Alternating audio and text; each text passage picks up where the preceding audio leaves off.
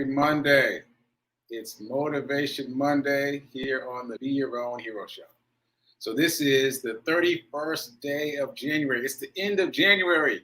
It's the end of the first month of the new year, 2022. So lots to talk about there. But anyway, this is the 21st episode of season 3 of the Be Your Own Hero Show.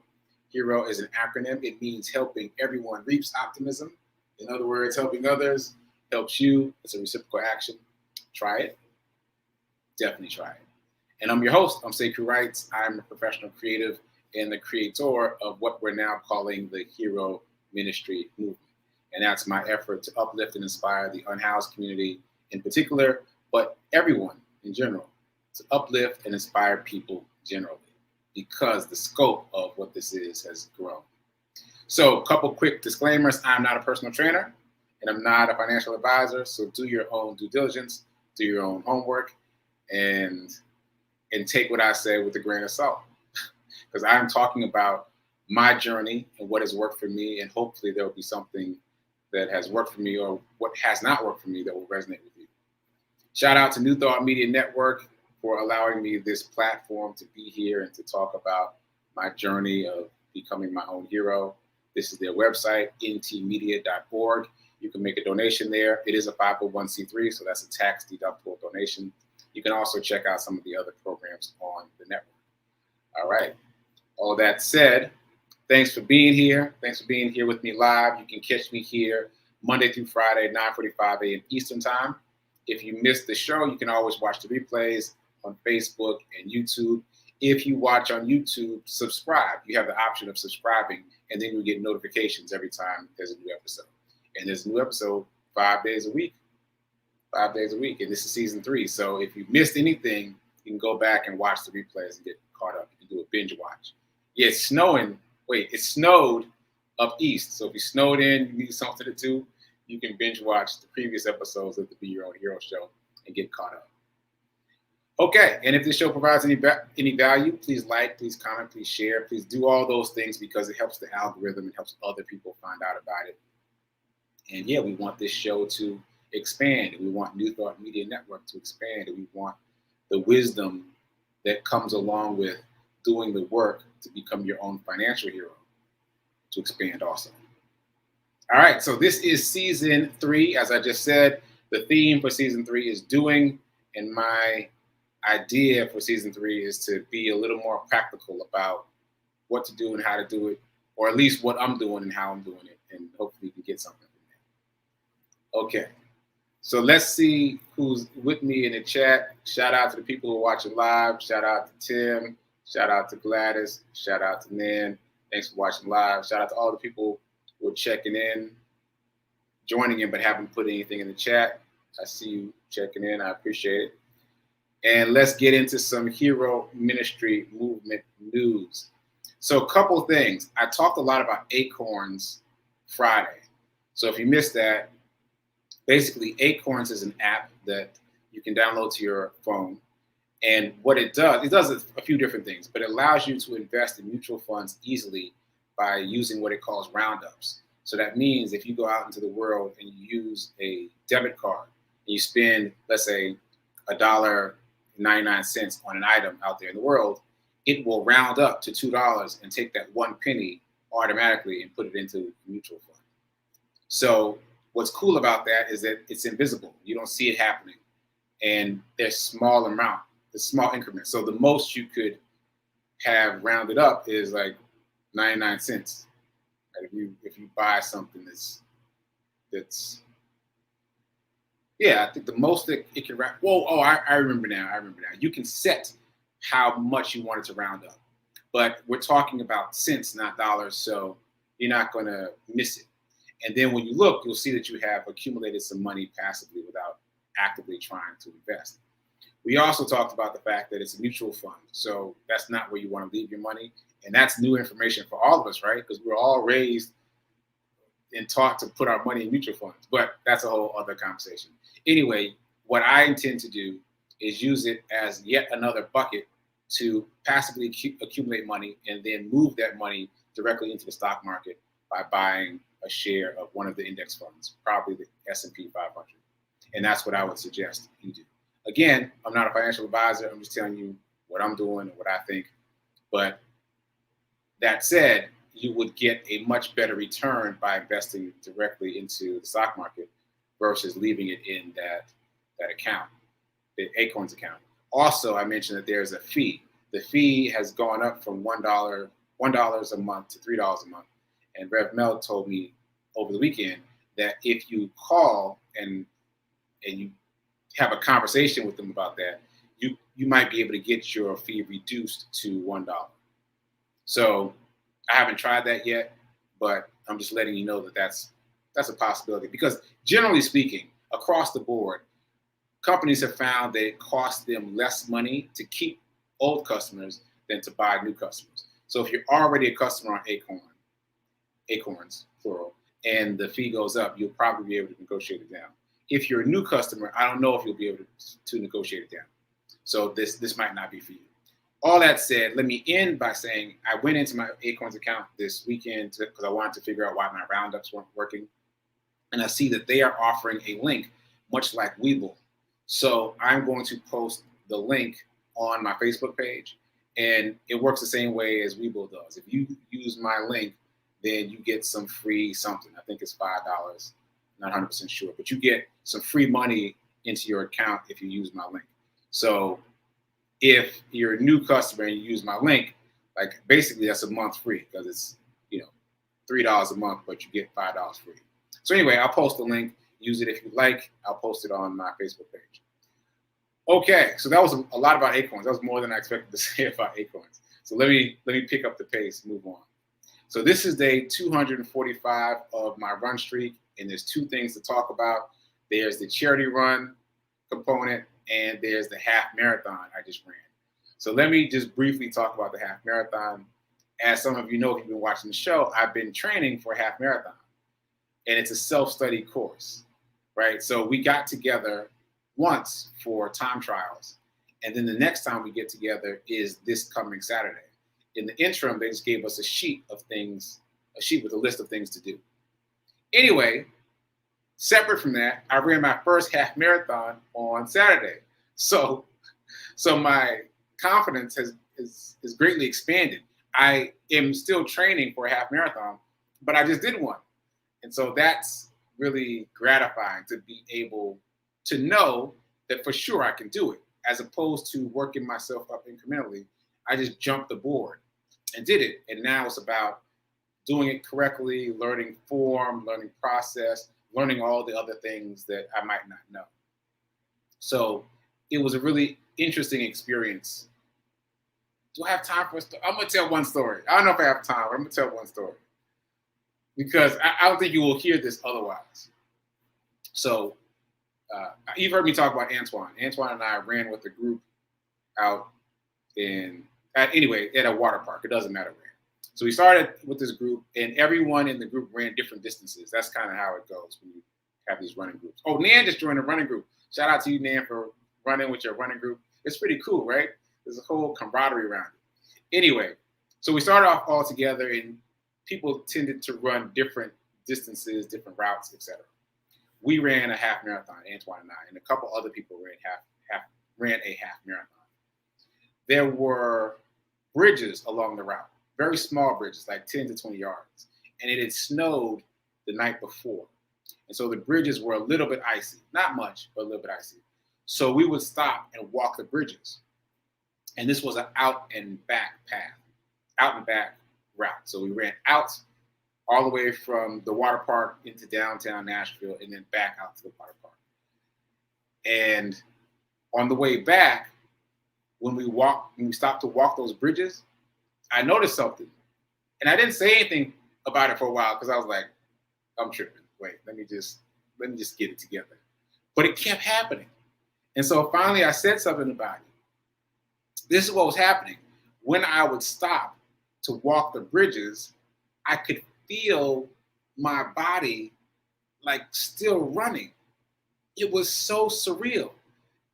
I could almost see myself still running ahead of me. It was trippy, right? And I was like, I'm not going to say anything about this. Ultimately, I did. I was like, man, I feel like I'm running outside myself. And Antoine's like, yeah, that happens. I was like, what? And he was like, and because it happens, he had already determined when we were going to stop. Like, we weren't going to run all the way back to where we parked. We were going to stop further out to walk, to let our bodies resettle into ourselves. What? So this is like a known thing in this world of half marathons. And I've never had that experience before. I've never run that far before. And I think that made the difference. But a couple things from that. Number one, you don't know what you're capable of until you try, right? Because I didn't think really that I was capable of running a half marathon. I knew I had done 10 miles, but I was thinking about that extra 3. Like, I don't know if that extra 3 is going to be difficult or easy. Turns out there's a big difference between the 10 and the 13 because of this kind of out-of-body experience. That's number one. Number two, you have to talk to people who have been where you're trying to go about how to get there. Because if I was running with someone else who had not run a half marathon before, and I said that, they'd have been like, what are you talking about? Or maybe they would have been having the same experience, but not have known to normalize it. So it's important to get advice from people who have already been where you're going. And this is important for finance too. It's especially important for finance because how often do we listen to, get advice from our brothers, cousins, sisters, mothers, fathers, the people in our immediate circle, but how often are those people where we are trying to go financially? I'm not talking about being further along than we are. Sure, they can be further along than we are, but are they where you're trying to go? Because if they're not where you're trying to go, they can't really give you advice about getting there because they don't really know. And so same thing for running, like having someone who's been where I am and beyond has been really extremely helpful to me. As I mentioned before, he's in the 1200s of his run streak. So that's multiple years that he's been running every day.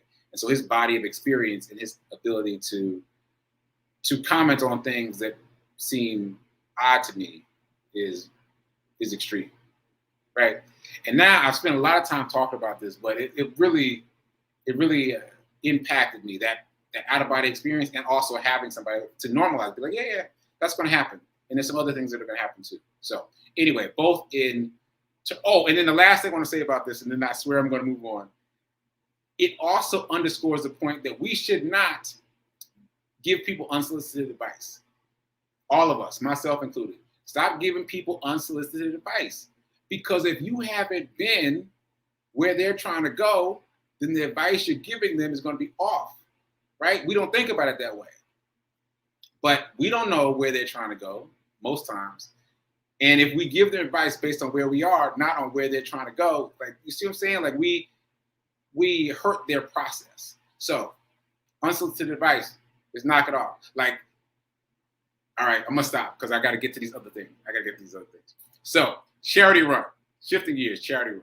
So I'm very excited. The charity run picked up some steam over the weekend. Once again, I'm raising money for Mr. Charles. Just very briefly, Mr. Charles is the man that I helped. He had slipped on the ice and snow, in the heavy snow here in Nashville a couple weeks ago. And unbeknownst to both of us, he had broken his foot at the time. He's in the hospital last time I checked. I'll check on him again soon, but I'm hoping to be able to check on him with good news. So over the weekend, well, all told, we now have 6 different folks who have donated. So just a quick little roll call. Got donations from Nan. Nan was the first person to donate. Then Gladys, Rev Melissa, Simone, and Deacon Boone, who's at my mom's church here in Nashville. So very excited, very excited. We got some momentum. Things are happening, and I'm excited at the possibility of being able to present Mr. Charles with this gift when he comes back from the hospital.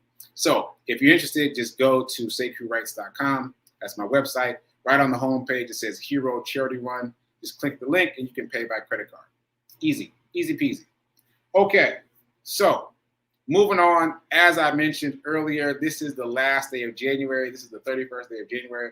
So I'm very curious to hear how people's 30-day challenges have been going. And yes, we did not start exactly on day 1 of January. So you might still be going, or you might have fallen off and might have restarted. So anyway, at the end of the month, I just want to do a check-in. So drop some comments over on the Facebook page. Let me know how you do, or right here in the comments here. Let me know how it's been for you, what you learned. And also, I'm taking Tim's advice. He said a couple weeks ago that it would be cool to have recurring 30-day challenges. So I'm just going to keep it going. Like, the idea is to get for yourself 30 consecutive days or whatever it is you're trying to do. And so if you didn't get to 30, just start over. Like, be gentle with yourself. Start over. Start from 1 and try to just make it further than you made it the last time. If you made it 8 days last time, your new goal is 9, right? And just keep trying. So anyway, all that said, February 1, we're calling it a new 30-day challenge, but it is the same 30-day challenge. We're all trying to get to a new 30-day streak of something. Oh, it's a streak challenge. Yeah, 30-day streak challenge. So that's the challenge, and I would love to hear what has happened for you during this process. So let me know. Okay, so a couple quick things about just media mentions. I have posted now my interview with DJ Maurice Wilkie. He's out of Boston on the sekouwrites podcast, which is there on my right-hand side. So the sekouwrites podcast, the 2 most recent episodes now are my interview with Regina Smithwick from Let's Talk 1943 and my interview with Maurice Wilkie from The Urban Heat in Boston. So check those out on the sekouwrites podcast. As always, check out the Get Rich 101 podcast. I added a new episode over the weekend to that podcast as well. Okay. So I think that's all the news and information. I think I got everything. Oh, the envelope challenge. I would also love to know what's happening with people in terms of the envelope challenge. I'm going to roll that over again. New 30-day challenge. Yes, and I know that maybe you haven't reached 30 days because we didn't start on January 1, but I'm just saying my idea is to roll the 30-day streak challenge over at the top of every month. So for me, the biggest takeaway has been there's always enough. There's always enough because it does not always feel like there's enough. And if you can get past, or I'll keep it specific, if I can get past feeling pinched about taking some money from here and moving it over there, then I realize I can relax and realize there's always enough. There's always enough. So that's a good abundance lesson. It's much more about mindset than it is about moving money. Okay. Love to hear what your experience has been. All right. So finally moving into, Morning Zen. Yeah, Morning Zen. Let me do the Morning Zen. Yeah. All right. Morning Zen. So as you know, I'm doing the 30-day mental diet class. And as you also know, if you've been watching me here, recently I started skipping around based on Rev Mel's advice that if something isn't really connecting for you, or if a day is really connecting for you, stay on that day. If something isn't connecting for you, skip around a little bit. So I've been skipping around a little bit. So I'm a little bit out of chronological order is my point. That's the point of that sidebar. So I'm on day 25 because I did a little bit of skipping around this weekend. And this section is about health. So this theme is how to ensure your health for today. And I'm just going to read. I don't think I have time to read it all, everything that I wrote down. So what's the most important part? Here's the most important part. The effect of the nature of your thinking on the condition of your body is a well-established fact. I'm just going to read that again. And maybe I'll edit a little bit for clarity. The effect of your thinking on the condition of your body is a well-established fact. And that makes me think of one more sidebar. That makes me think of this story. This is a documented story. You can Google it. This surgeon brought in a number of people who needed a knee surgery, right? And then he operated on some of them. And then on the others, he just put an incision on their knee. but didn't do any kind of surgery. You basically just cut them, and that's it. And all of them performed much better than they had when they came in, including the ones who just gotten an incision. No surgery at all. So again, it's really about mind over body. Your mind really does affect your body. And we know that, but you have to apply it.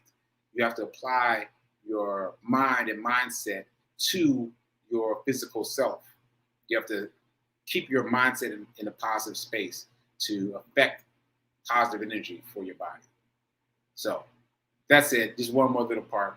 Your every thought about either health or ill health is a payment towards what you will experience. Your every thought about either health or ill health is a payment towards what you will experience. So make your payments towards health mentally. Make your payments towards health mentally. Keep doing it. Make your payments towards health mentally. All right. So moving on. I'm running so over time, but it's all good. It's all good. So let's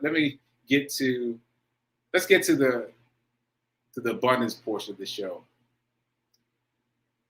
I want to talk about, as you know, I've been talking about trading. If you've been watching the show, I've been talking about trading. I've been very fascinated. I hope I'm not talking over anyone's head. Let me know. But I think I'm going to have to stay here because I'm fascinated by this world of trading that's opening up.